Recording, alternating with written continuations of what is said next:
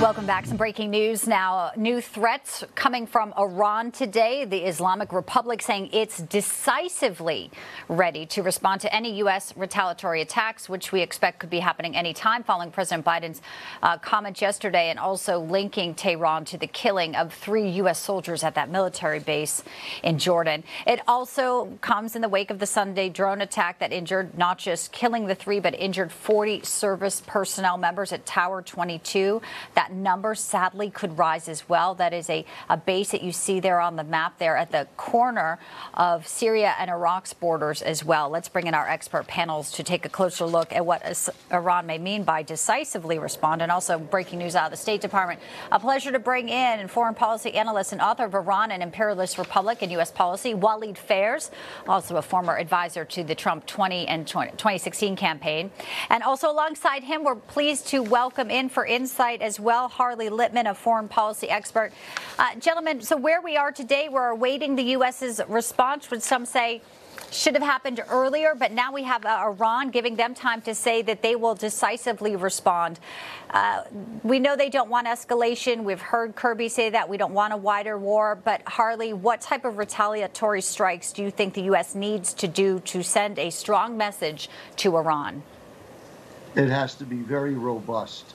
It has to be to the point that Iran pays a far bigger price than the benefit they're getting by all their terrorist activities and the fact that they're funding and supporting terrorist activities among Hamas, Hezbollah, and the Houthi. So right now, the Iranian regime feels the Biden administration is weak, and the Biden administration needs to prove to Iran that we're not afraid of going to war. Obviously, it's been a few days since this deadly and tragic attack. We know Secretary of Defense is back, Walid.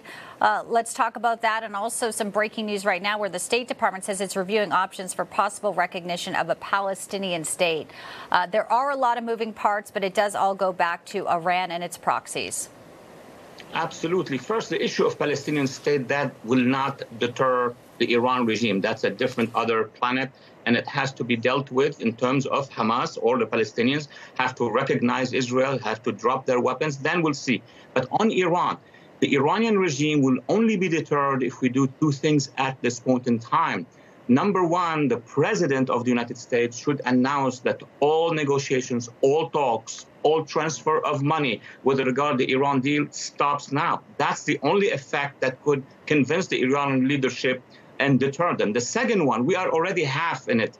We need to shut down the access of Iran to Syria, Lebanon, Hezbollah, and therefore to Israel. And that's the Iraqi-Syrian border on the map. It's very clear. If we do so, it won't cost us anything. No more additional troops, just some measures. We can stop the Iranians. Short of this, they're going to continue with their waves. And we know the UK is also putting a ship in the region as well. So we're watching a lot of moving parts today and awaiting maybe some strikes by the U.S. Gentlemen, appreciate your time today and your analysis.